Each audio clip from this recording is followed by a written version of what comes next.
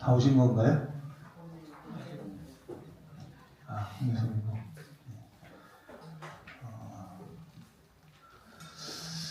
제가 오늘 마지막 수업이시죠?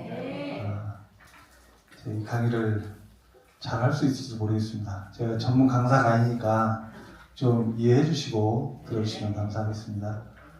먼저 기도하고 시작하겠습니다. 하나님, 오늘 한영교회 항전직의 귀한 직분으로 선택받은 한 분 한 분을 하나님께서 귀히 여기시고 항상 동행 인도하여 주시기를 원합니다. 이들의 삶에 하나님의 은혜를 베푸시고 다함 없는 복을 주시옵소서. 부족한 사람을 세워서 선교하는 교회라는 주제의 말씀을 나누게 하시니 감사합니다. 한없이 부족한 생각과 한없이 부족한 입술을 다스려 주셔서 하나님의 영광을 가리우지 않도록 주여 인도하여 주시옵소서.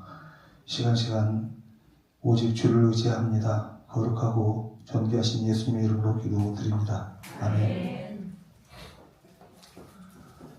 먼저 이번에 장임으로 또 권사로 안수집사로 이렇게 택되신 여러분들 진심으로 축하드립니다. 그동안 이 자리에 오시기까지 여러분 한 분 한 분 삶 속에서 하나님께서 역사하시고 은혜와 복으로 채워주셔서 이렇게 한영교회 항전직으로 세움 받으셨으리라고 생각을 합니다.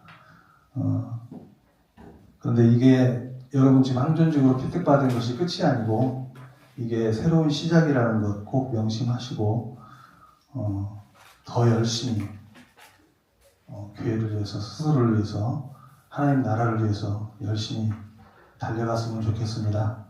저도 뒤에서 기도하며 이렇게 함께하도록 그렇게 하겠습니다. 다시 한번 축하드립니다.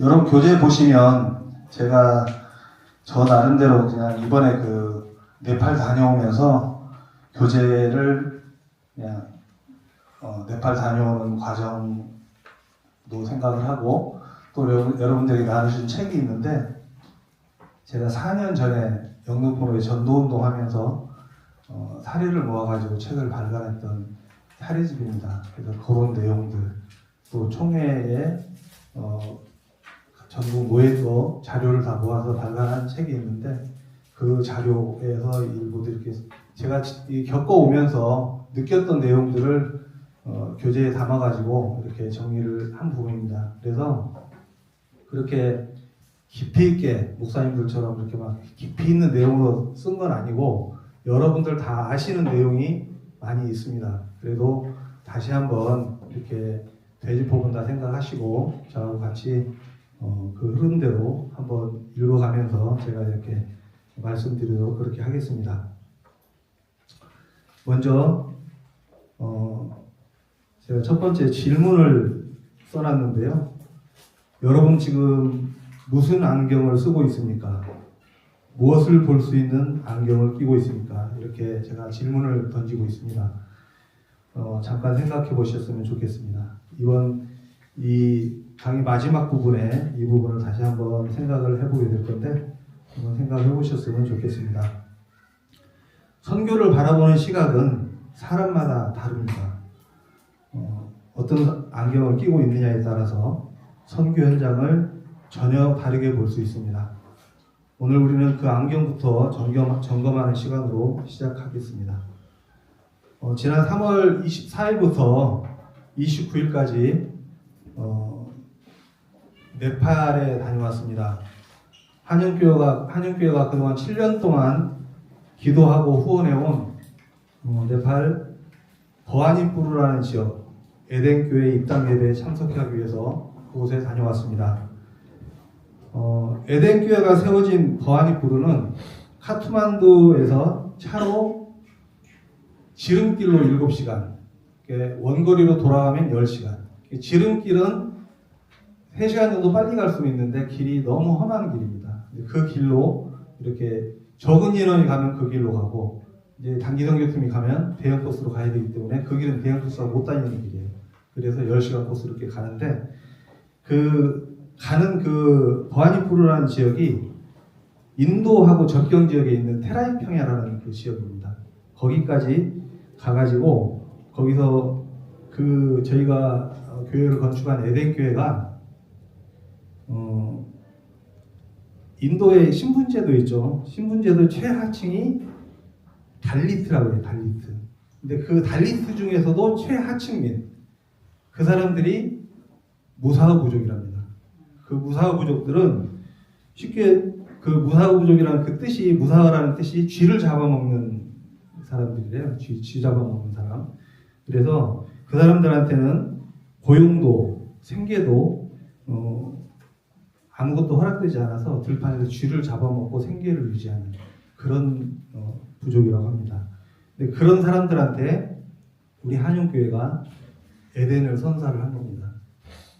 그렇게 해가지고 그곳에 다녀왔는데 제가 2023년도에 그것에 이제 그 건축을 하고 있던 중간에 그때 방문을 했는데 그때 이제 저녁에 이렇게 그 바로 길 옆에가 현지인 목사님 집이 있어요. 근데 거기서 밥을 먹으면 방 안에 가서 먹는 게 아니라 그 통로에 밖에서 밥을 먹는데 식사 시간에 식탁에 밥을 다 차려놨는데 저쪽 구석에 쭈그리고 앉아갖고 한 명이 안 오는 거예요. 그래서 저는 이제 평소 습관처럼 이리 오라고 같이 식사하게 이리 오라고 불러도 반응이 없더라고요. 그래서 한 두어 번 그렇게 했더니 선교사님이 그렇게 하지 말라고. 저 사람은 여기에 올 수 없는 사람이라고. 그 사람이 무사흐 부족이었어요. 나중에 알고 보니까. 예, 그런 민족입니다. 그런 사람들을 위해서 우리가 교회를 건축을 했습니다. 얼마나 뜻깊은 일입니까? 정말 좋은 일을 하셨죠. 예. 그때 그 교회 건축을 위해서 우리 그 지금은 돌아가셨지만 신정훈 목사님이 하셨던 말씀이 기억이 나요. 갔다 오셔가지고 그곳에 정말 우리가 섬겨야 할 사람이 너무 많다. 어장이라는 표현을 쓰시더라고요. 어장이 정말 너무 잘 준비가 되어 있다. 우리가 그곳에 가야 된다. 그 말씀을 하셔서 제가 그 말씀을 기억을 하고 있어요. 그래서 그 결실을 맺게 되었습니다. 오늘 이 자리에 새롭게 이렇게 장로, 권사, 집사로 부탁되신 분들 이분들한테 이 말씀을 전하면서 제가 질문을 한 가지 드리고 싶습니다. 우리 교회가 왜 선교를 해야 되는지, 또 하나는 선교는 목사와 선교사만이 해야 되는 일인지, 또 항존직으로 피택된 나는 선교하는 교회에서 무엇을 감당해야 될지, 이런 질문을 가지고 오늘 이 시간을 진행을 해보고자 합니다. 먼저 일부 전도와 선교에 대해서 말씀을 드리겠습니다. 다 아시겠지만 먼저 개념 정리부터 해보겠습니다. 전도에 대해서 누가 확실하게 한번 말씀해 주실 분 있으신가요? 전도를 에반젤리즘이라고 이렇게 표현하죠. 개인에게 복음을 전하면서 회심으로 이끄는 것, 이것을 우리가 전도라고 얘기를 하는데, 말과 관계를 통해서 복음을 전달하고 예수님을 믿으십시오라고 이야기하는 그 행위가 전도라고 볼 수 있습니다. 마가복음 16장 15절에 있는 모든 족속에게 전파하라는 말씀이 그 근거라고 보실 수 있겠습니다. 반면에 미션, 선교는 훨씬 넓은 개념입니다. 하나님 나라 전반의 확장을 말하고 있고, 복음 전파뿐 아니라 교회 개척, 사회 섬김, 또는 문화 변혁, 개인의 영혼만이 아니라 공동체, 사회 구조, 창조 세계 전체를 그 대상으로 하는 것이 선교라고 보시면 되겠습니다. 요한복음 20장 21절 말씀에 아버지께서 나를 보내신 것 같이 나도 너희를 보내노라는 말씀이 그 근거로 보시면 되겠습니다.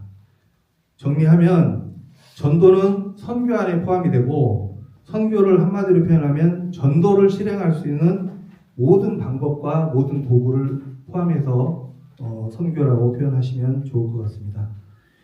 그 다음에 이제 하나님의 선교라고 이렇게 되어 있는데, 미시오다이라고 이렇게 있더라고요. 이 부분은 더 근본적인 질문을 우리에게 던지고 있습니다. 선교는 누가 하는 것입니까? 20세기 선교 신학에서 중요한 전환점이 있었습니다. 이것은 이런 인식의 변화였습니다. 선교는 교회가 하는 것이 아니라 선교는 하나님이 하는 것이다. 이것을 신학 용어로 좀 전에 말씀드렸던 미시오다이라고 이렇게 표현을 합니다. 이 개념은 칼바르트가 정리했다고 그러는데 거기까지만 제가 말씀드리겠습니다. 선교의 주체는 하나님이십니다. 성부와 하나님이 성자를 보내시고 성자가 성령을 보내시며 성령이 교회를 세상으로 보내십니다. 이것이 왜 중요하냐면 여기서부터 선교를 보는 시각이 완전히 달라지기 때문입니다. 선교가 교회의 프로그램이 아니라 교회의 존재 이유 그 자체입니다. 교회가 선교를 하는 것이 아니라 교회는 그 자체로 선교적 공동체이어야 합니다. 그래서 선교는 특별한 소수의 일이 아니라 모든 성도의 삶의 방식이 되어야 합니다. 지금 이 자리에 계신 여러분을 두고 말씀드리는 내용입니다. 예. 그러면 우리가 이제 흔히 갖는 오해들이 몇 가지 있는데, 첫 번째로 선교는 해외에서 하는 것이다. 맞습니까? 우리가 일반적으로 전도 그러면 우리 국내 전도를 많이 얘기를 하고 그러는데 선교는 해외에서 하는 것이다. 틀린 말이죠. 예, 틀린 말입니다. 선교의 지평은 우리가 살고 있는 이 지역을 포함해서 국내 해외를 포함한 모든 곳을 다 포함하고 있습니다. 두 번째로 전도는 말로 설득하는 것이다. 맞습니까? 이것도 틀린 말이겠죠. 삶으로 드러나는 복음이 먼저 선행되어야 합니다. 선교는 목사님 일이다. 이건 당연히 틀린 말이겠죠. 베드로전서 2장 9절을 보면은 모든 성도는 왕같은 제사장으로 부름받았습니다. 선교의 주체는 목사님 한 분이 아니십니다. 그러면 우리가 헌금만 하면 선교에 참여하는 것이다. 맞습니까? 맞지 않죠? 헌금 물론 중요합니다.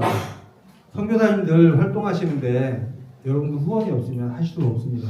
근데 헌금도 물론 중요하지만 여러분들의 기도와 관심 그리고 삶의 동참이 반드시 필요합니다.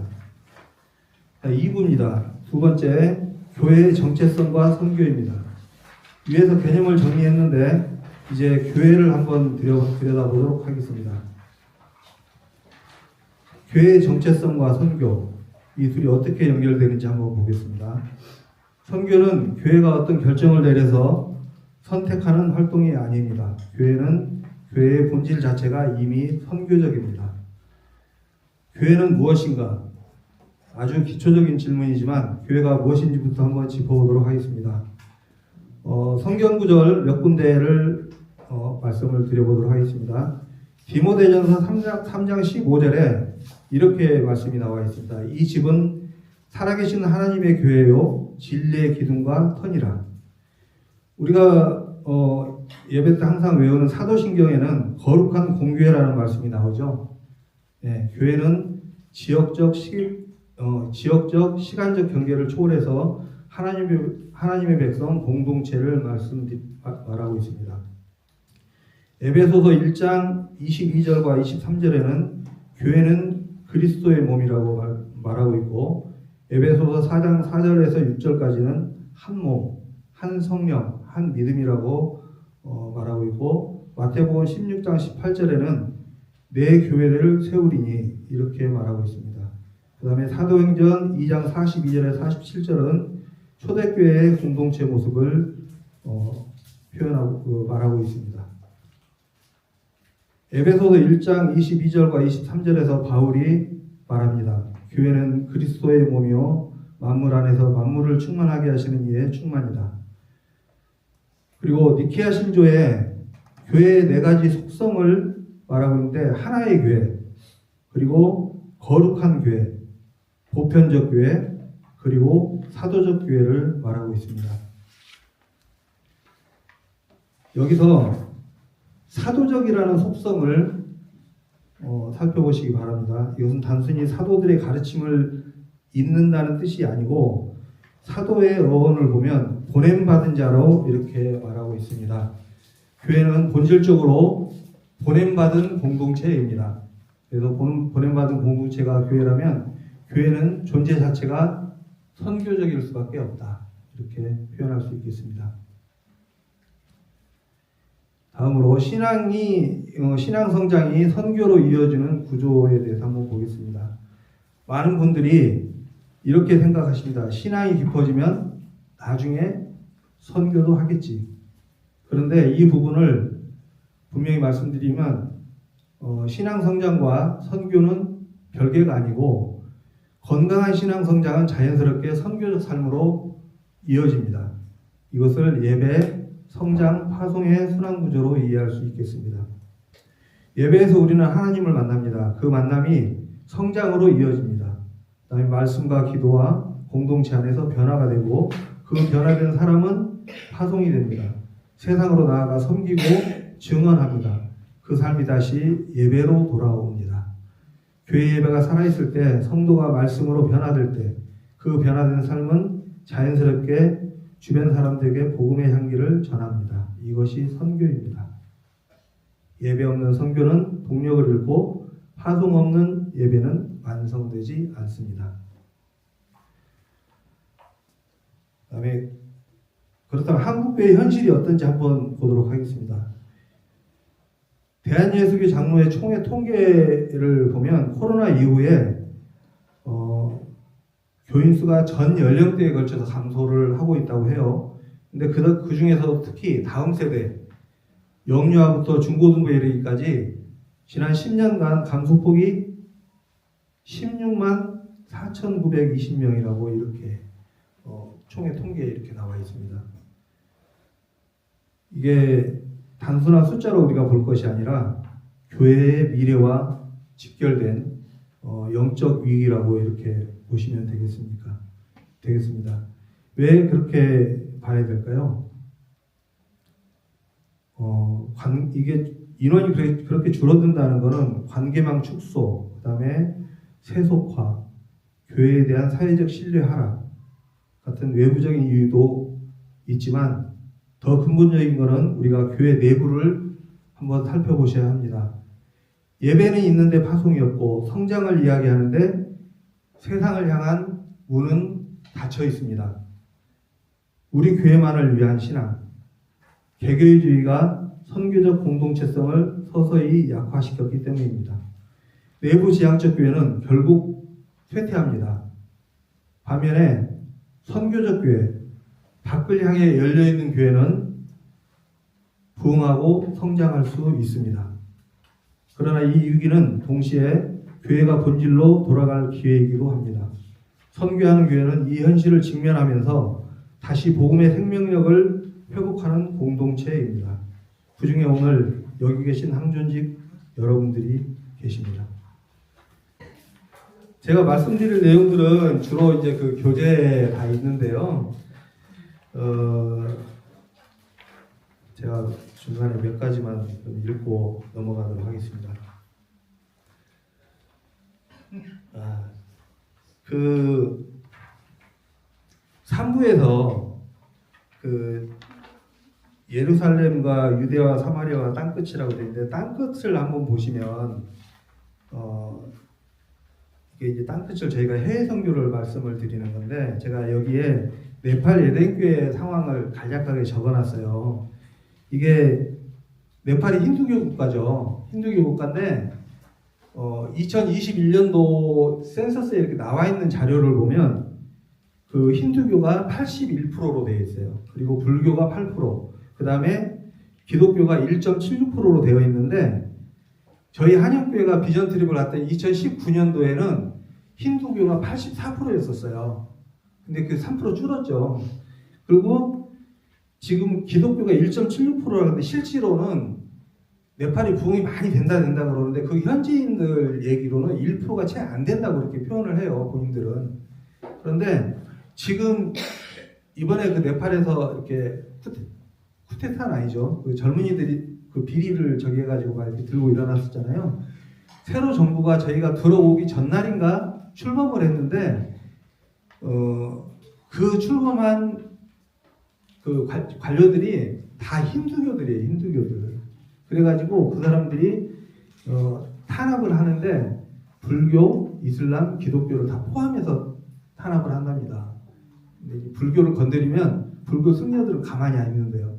그래서 저희는 기독교는 인구도 얼마 안 되고 그래서 믿는 사람 얼마 안 되고 가만히 있어도 된다고 이렇게 우스갯소리 이렇게 하고 왔는데 참 안타까운 거는 저희 거기 있을 때 현지인 목사님이 전도를 하다가 잡혀갔어요.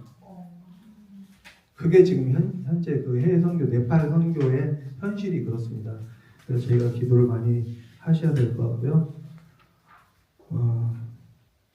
그다음에 제가 이거는 얘기를 하고 넘어가야 될 것 같은데 파송교회가 가져야 할 선교의 자세라고 제가 적어놨습니다. 요거는 제가 그냥 임의대로 적은 건데요. 한번 읽어드리도록 하겠습니다. 해외 선교를 이야기할 때 빠뜨릴 수 없는 것이 파송교회의 자세입니다. 에덴교회 7년의 여정이 가르쳐준 5가지 원칙을 말씀드리도록 하겠습니다. 이는 선교와 선교지, 나아가 선교사님들을 대하는 자세이기도 합니다. 첫 번째로 급하게 결과를 얻으려고 하지 마십시오. 선교는 성과를 내는 프로젝트가 아닙니다. 7년이 걸렸습니다. 건축이 늦어질 때마다 마음이 흔들렸지만 하나님의 시간표는 따로 있습니다. 결과를 재촉하는 선교는 관계를 망가뜨리고 선교사를 지치게 합니다. 두 번째로 기다려주는 선교를 하십시오. 씨를 뿌리고 기다리는 농부에 인내가 필요합니다. 아직 열매가 없다는 조급함보다 반드시 때가 되면 거둔다는 믿음이 선교를 지속하게 합니다. 세 번째로 선교사의 상황과 동행하십시오. 선교사를 보낸 뒤에 잊어서는 안 됩니다. 선교사의 삶과 기도 제목, 그 다음에 현지의 어려움에 함께하는 것이 진정한 파송입니다. 이번 네팔 방문 동안에 있었던 그때 이제 그 선교사님 차가 시동이 안 걸리는 것들, 그 다음에 선교지의 여러 가지 갈등, 탄압 이런 거, 그 다음에 하나님의 교회인가 그게 저희 에덴교회 인근까지 침투를 해가지고 저희 에덴교회 성도를 3명을 빼갔어요. 그런 것들, 그런 것들을 잘 이해를 하고 이 모든 것을 우리가 우리의 기도 제목으로 삼아야 된다고 생각을 합니다. 그 다음에 네 번째로 선교사가 한다고 생각하면 흔들리지만 하나님이 하신다고 생각하면 흔들리지 않습니다. 선교사를 바라보면 실망할 수 있습니다. 사람이기 때문입니다. 그러나 하나님을 바라보면 흔들림이 없습니다. 다섯 번째로 선교지 상황은 선교사가 가장 잘 압니다. 현지 문화, 관계, 사역의 우선순위는 현장에 있는 선교사가 가장 잘 압니다. 선교사의 판단을 신뢰하고 존중하는 것이 건강한 파송교회의 태도입니다. 선교사는 우리의 대리인이 아니라 하나님의 종입니다. 우리는 그 종과 동행하는 파트너입니다. 그 다음에 선교하는 교회가 놓쳐서는 안 될 또 하나의 과제가 있는데 다음 세대에게 신앙을 전수하는 것이라고 말씀할 수 있습니다. 국내에 농어촌이라든가 이런데 정말 그곳이 선교지고 우리 교회 안에도 다음 세대가 있지만 이 다음 세대가 선교 대상입니다. 미전도 종족에 포함되는 그런 프로테이지에 접어들었기 때문에 여러분들이 그런 걸 생각을 하시고 기도를 많이 해주셔야 될 것 같습니다.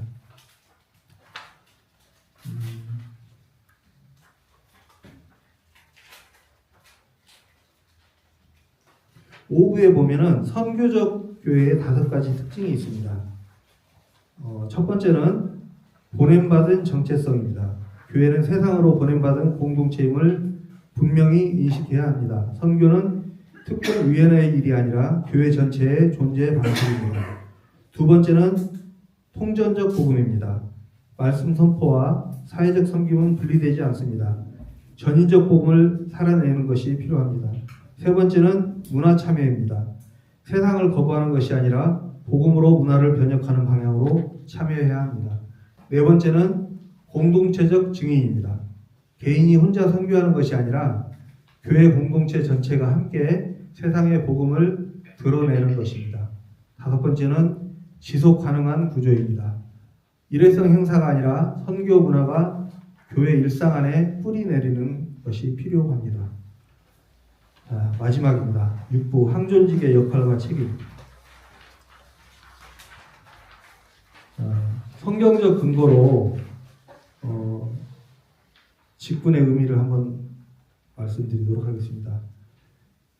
성경이 여러분의 각 직분을 어떻게 말하는지 한번 보도록 하겠습니다. 장로는 디모데전서 3장 1절에서 7절과 디도서 1장 5절에서 9절을 근거하고 있습니다. 감독자, 목자, 가르치는 자로서 선교적 교회를 신학적으로 이끌고 보호하는 역할을 한다고 이렇게 되어 있습니다. 그다음에 권사는 로마서 16장 1절에 나오는 베베 집사의 전통을 말하고 있는데 로마서 16장 1절에 사도 바울이 겐그레아 교회의 일꾼이자 자매인 베베를 로마 교회 성도들에게 소개하면서 그를 영접하고 필요한 도움을 주라고 권면하는 구절이 있습니다. 베베가 여러 사람과 나의 보호자가 되었다고 언급하면서 그녀의 봉사와 헌신을 높이 평가합니다. 권사의 직분은 봉사와 섬김의 사역자로서 지역사회와 교회 안에 소외된 이들을 연결하는 역할도 하게 됩니다. 여기서 성경 본문을 정확히 인용하면 권사라기보다는 집사가 맞는데 우리 한국 장로교회 현실에서 권사 제도가 성경적 근거라기보다는 한국의 교육 고유의 직분으로 이렇게 발전을 했기 때문에 제가 거기에 비유해서 말씀을 드렸습니다. 그 다음에 안수 집사는 사도행전 6장에 7 집사가 세워진 것이 나옵니다. 말씀 사역에 전념할 수 있도록 성도들의 실제적 필요를 돌보기 위해서 저희는 안수 집사를 세우고 있다고 보면 될 것 같습니다. 디아코니아, 즉 섬김이 집사의 본질로 보시면 되겠습니다. 교회 안에서의 역할이나 교회 밖에서의 역할, 그 다음에 각 세대별 항존직의 역할이나 이런 부분들을 한번 읽어보시고요. 항존직이 먼저 품어야 할 선교적 삶의 자세입니다. 첫 번째로 말씀 위에 든든히 서서 그 말씀을 행하며 살아내는 제자도를 갖추어야 합니다. 지식으로 아는 것이 아니라 삶으로 살아내는 신앙입니다. 두 번째로 선교는 하는 것이 아니라 되는 것임을 기억해야 합니다. 선교를 하기 위해 무언가를 하기 이전에 선교적 존재가 되는 것이 먼저입니다. 셋째로 기도가 선교의 출발점입니다. 선교사의 이름을 부르며 기도하는 것, 그것이 가장 실제적인 선교 참여입니다.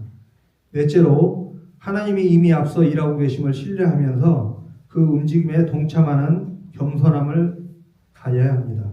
선교는 내가 시작하는 것이 아니라 이미 시작되신 하나님의 일에 내가 초대받는 것입니다. 이제 마무리하겠습니다.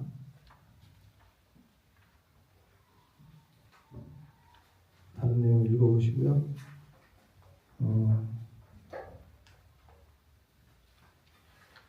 아까 처음에 제가 안경 질문을 했었는데 여러분은 무슨 안경을 쓰고 있다고 생각이 되십니까? 간략하게 얘기해 드렸는데 선교를 빨리 이루려는 안경을 쓰면 우리 네팔 7년이 실패처럼 보입니다. 충분히 그럴 수 있습니다. 그 다음에 선교사를 바라보는 안경을 쓰고 있으면 사람이 흔들릴 때마다 선교도 흔들립니다. 그리고 결과만 보는 안경을 쓰고 있으면 씨앗을 뿌리는 그 시간이 낭비처럼 보입니다. 그러나 우리는 하나님을 바라보는 안경을 쓰고 있으면 7년이 기적의 시간으로 보입니다. 이번에 네팔 선교지 방문 마지막 날 아침에 버하니폴에서 있었던 간단한 얘기 한마디 드리겠습니다. 선교사님 차를 타고 이동할 때마다 차가 시동이 안 걸려요. 첫날부터 공항에 내려서도 차를 탔는데 시동이 안 걸려가지고 내려서 저희가 밀다가 안 돼가지고 결국은 공항 주차장에 있는 기사들이 와가지고 밀어줘서 시동이 걸려서 이동을 했고, 호텔 도착해서도 또 마찬가지, 이동하면서도 중간에 식당에서도 마찬가지, 계속 그런 일이 반복이 됐어요. 그런데 이제 마지막에 우리가 이제 보안입구로에서 다시 이제 돌아와야 되는데 차가 시동이 안 걸릴 것 같아서 이제 등치가 이렇게 건장한 성도를 한 분을 초대를 미리 이제 준비를 해놨어요. 오시라고 아침에. 그랬는데 성교사님 차를 타고 시동을 탁 켜니까 시동이 걸릴게요, 안 걸릴게요? 시동이 붕 걸리는 거예요. 그 시동 걸리는 거 보고 전부 다 거기 서 있는 사람들 할렐루야 그랬어요. 할렐루야. 그것이 정말 그 하나님의 은혜라고 저는 생각을 합니다. 정말 그 작은 것이지만 그것조차도 하나님이 하시는 거라고 그런 생각을 했어요. 거기서는 네팔에서는 그런 것조차도 정말로 하나님의 역사라고 느껴지고 제 마음에 드는 게 그런 생각이 많이 들었어요. 저뿐만이 아니고 우리 같이 갔던 전치랑 목사님도 마찬가지셨을 거고, 그 전에 같이 갔던 그 목사님도 마찬가지였을 것이고, 다 그렇습니다. 거기 다녀오신 분 혹시 계신가요? 단기성교 때 갔다 오신 분 계세요? 7년 전에 안 계신가요? 나중에 한번 꼭 기회 되면 한번 다녀오시기를 기도하겠습니다. 제가 그 교제 중간중간에 그 네팔을 6일 동안 다녀오면서 매일 이렇게 기행문을 쓴 게 있어요. 예. 근데 그 자료를 제가 반장님이 누구신가요? 장로님이신가요? 장로님한테 제가 파일로 보내드릴 테니까 한번 공유해서 네팔이 어떤 곳인지 한번 읽어보시고 그렇게 했으면 좋겠습니다. 제가 왜 네팔 얘기를 자주 말씀드려요? 오늘 이제 선교하는 교회라고 주제가 제목이 돼 있어서 연관도 되고 그래서 말씀을 드렸고요. 제가 지금 강의가 끝나면 원래 앱을 하나 깔아드리려고 그랬는데 지금 오늘 해보니까 앱이 지금 안 되더라고요, 작동이. 목사님 되시던가요? 안 해보셨죠? 네. 제가 이제 여러 가지 전도 선교에 관련해서 몇 가지 지금 총회적으로 하고 있는 게 있고, 우리 노회에서도 몇 년 동안 일을 하고 그렇게 했었는데요. 지금 대표적으로 제가 하고 있는 일들은 뒤에 마지막에 교재 뒤에 써놨어요. 한번 읽어보시면 될 것 같고, 저희가 준비하고 있는 것 중에 아직 교단 총회에서도 발표가 된 건 아니고 이제 저희가 뒤에서 이렇게 계속 진행하고 있는 일이 있는데, 여러분들이 사용할 수 있는 여러분의 신앙을 성장시킬 수도 있고 우리 교회 안에서 또는 우리 한국교회 안에서 내가 전체적으로 이 앱을 사용하는 사람들 중에서 어느 정도의 열심을 가지고 신앙생활을 하고 있는지 이 내용을 볼 수 있는 앱을 지금 개발을 하고 있습니다. 그래서 완성된 게 아니고 중간 정도 돼 있어요. 그래서 5월 말까지 개발이 되면 6, 7, 8월 달에 이제 베타 버전인가요? 그걸 가지고 이제 사용을 해볼 거고, 거기서 이제 버그나 이런 거 다 잡아내고 다 수정을 다 해가지고 9월 달부터 우리 한국교회에 배포를 해서 내년 3월 달에 한 달 동안 우리 교단 총회에서 전국대회를 진행을 할 거예요. 그래서 우리 교회도 참여를 했으면 좋겠다 싶어서 먼저 말씀을 드리고, 한번 나중에 기회가 되면 이번 항전직들이 거기에 참여를 해서 선수로 참여를 해서 한번 도전해봤으면 좋겠다 싶어서 말씀을 드렸습니다. 이상 마쳐도 되겠죠?